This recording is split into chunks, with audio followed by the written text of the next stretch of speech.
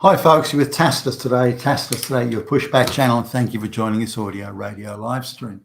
In this essay, I'd like to talk about the massive amounts, colossal amounts of money, staggering sums that are made available to third world illiterate peasants to fight deportation from a Western country that they've arrived in illegally. So why are these vast resources available? I mean, if you're talking about somebody who's got 5 million PhDs in rocket science, and they want to stay, and the government's trying to report them, well, maybe there's a case there, because this is the most brilliant rocket scientist in the whole history of the universe ever, and wants to come to Australia, or so you could understand that maybe there's an issue there.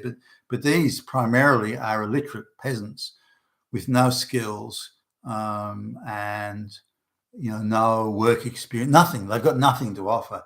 So why would anybody spend $1 million plus, so over $1 million, on helping them fight deportation? What's in it for anybody other than to prevent a precedent occurring, which I think is the main point of this. Now, I've looked at a few cases here, and so this is again a sort of a few cases combined, but I'll start off with a case involving the UK. This is not a strict deportation case, but it has that sort of overall element. Now, there's a 15-year-old, you may know the case when I start talking, it's a 15-year-old Bangladeshi girl. I think she was British born or came to Britain when she was very young, but I think she was British born. Folks are from Bangladesh. And she, at 15 years old, she ran off to join a radical Islamic sect that were involved in terrorist action in the Middle East, and became, as I understand it, became like an Islamic bride and so on. Now, when that all fell to pieces, and she's by now 18 or something, 19, she decided, well, the only place I can go is Bangladesh. She's still entitled to Bangladeshi citizenship, so she could get on a plane and go to Bangladesh tomorrow. Nothing stopping her at all. The door is wide open. But she, no, I don't want to do that. I want to go to a first world country that's got lots of welfare and this sort of thing, and handouts and the like. So she's a devout Muslim, or was. I think she's talking about converting to Christianity, but she's devout Muslim and wants to live a Muslim lifestyle. Originally, she left England because she didn't feel as a Muslim to be part of the community, and therefore wanted to go to a Muslim country. Hates white England, hates Christianity, hates. But I want to go to this place that I can't stop hating, and she wants to return to Britain from the Middle East. Now, she's getting free medical, dental, and so on, and looking very healthy. Seems to have nice designer label, brand new clean clothes and tight-fitting jeans and all sorts of stuff like that. So living a very sort of Western lifestyle in that regard. Previously put on a hijab, but now that seems to be gone, or it comes on and off depending on which TV station is interviewing it. But so she applies and it gets rejected, and then these human rights groups take up the cause. On what basis? Now, this person has no skills or education or knowledge, nothing to contribute to society. No one disputes the law breaking. That's there. So there's some, on the basis of some vague, higher moral, ideological reason, her human rights mean that she can go to Bangladesh tomorrow. Well, it's kind of only a first world country will do for this girl. So I've been looking at the amount of court cases and the amount of representation, even the filing fees and all the bits and pieces. And we're talking serious money here, certainly in terms of the legal representation, it's well over $1 million, well over $1 million. Now, part of it was paid for by the British government through legal aid. That stopped, and then NGOs and supposed charities picked up the rest. So she's getting this, some pretty good quality, very decent quality legal representation. When I look at the lawyers that represent right-wing people, they don't seem like much. I look at the lawyers cross-examining Fani Willis in the United States, in Georgia, and they seem to me to be almost like at the level of a trainee. They don't seem that good at all. Whereas the lawyers that this penniless Bangladeshi girl can get provided through activist charities and so on, they seem to be top drawer, top quality lawyers. They seem to be right on the ball and right across all the details. Now, maybe not. Maybe that's all front and show, but there appears to be a stark difference in quality. So anyway, it's well over $1 million for, and I can't work out why.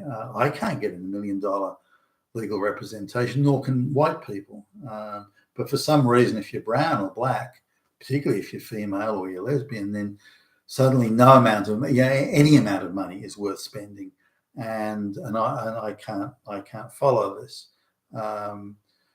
And there have been cases in Australia where the very one-sided divorce courts, where a woman will put up an advert saying that she wants free legal representation so she can financially ruin her ex-husband, and there'll be people clamoring to give her free legal representation. But if a man does the same thing, he won't get not one fucking phone call for helping him with free. So this is the type of situation we're looking at, that it's very much along ideological Marxist victim oppressor lines as to who gets the money and who doesn't.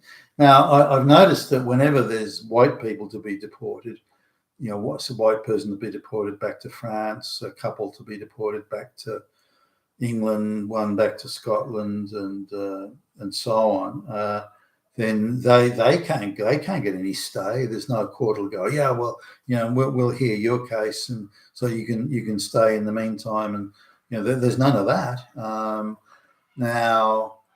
So white people just can't get support. There was one recently where a woman is being deported after she lived in Australia for 45 years, and now there are claims made as some claims made as to do with using an alias on a passport or something like that, I think it was. But brown and black people are committing crimes far in excess of that sort of level of misdemeanor, and yet they somehow are magically entitled to vast sums of money and endless legal representation. Thousands upon thousands of hours of free legal aid. Now, some of these lawyers get up and say, "Well, I'm doing this pro bono. I'm doing all this work for free." Now, if you add up all the work that they're doing, and they're not rich, as in they've inherited millions or something. If you look at all the work they're doing and the hours they spend on this so-called pro bono, they'd have no opportunity to make a dollar themselves. They'd be they'd be evicted from wherever they live. There's no way they could sustain a lifestyle of nice upmarket suburbs and top of the range BMWs. There's just no way, given all that unpaid pro bono work. So very clearly they are being paid, not just being paid by the penniless illiterate peasants, but someone's paying them. So the NGOs are retaining them as consultants or something like that, and shoveling shitloads of money into their pockets. So they are getting paid, and well paid too, from the lifestyle they're leading. But why is it these lawyers aren't operating for other people? Why do they want to operate for these ideological doctrinaire fanatics? If you're that good at the law, then there's plenty of places you go, surely. Especially when I see the quality of lawyers. I think I mentioned in a video just earlier today about the top legal officer for a very large bank. I wouldn't hire her to litigate the next door neighbour over cutting down roses or something. I just don't see she's got it in her. But anyway, so. Why is all this money, vast sums of it, by the way? Now, but also there's been huge legal aid cases. There's been the government was fighting deportation of somebody, or trying to get deportation, and they were fighting it. And this person was somehow magically entitled to legal aid for the whole thing. So all their legal expenses were covered. Again, this is an illiterate third world peasant. All their legal expenses were covered, every penny. They didn't have to pay a thing or do anything.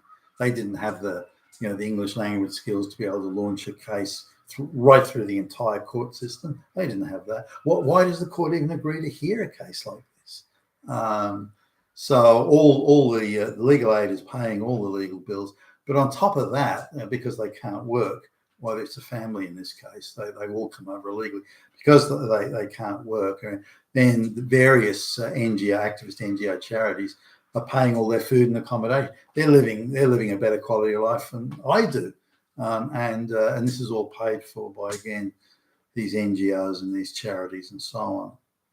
So, looking into this, then, why is this? I mean, clearly it's a real thing with all this money. But I've been looking at case after case where each one is well over $1 million in total for, again, the filing fees and the legal representation, the appeals, and it goes on forever. Some of these are dragged on for several years, and this is all free, provided for free to an illiterate peasant from the third world. I mean, you just don't do that sort of thing.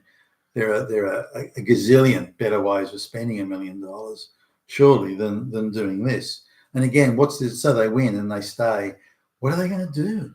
They're illiterate. They've got no skills or knowledge. They've got nothing. What are they going to do here? Okay, they stay. Now, who's convincing they should stay? There's a lot of activism and saying, "Hey, you ought to stay here. We can win this for you. It'll cost you nothing. And by the way, we'll pay you more money and give you a better quality of life than you could ever dream of if you did get a citizenship here and you were working." There is no way you'd get that. So the whole thing is some sort of insane fantasia, and yet no government in the West seems to want to crack down on it. So I assume that they're in full support of it. And the same in the United States, that every illegal that comes through is being, by the Biden administration, is being given free legal aid in the event there's any attempt to deport them.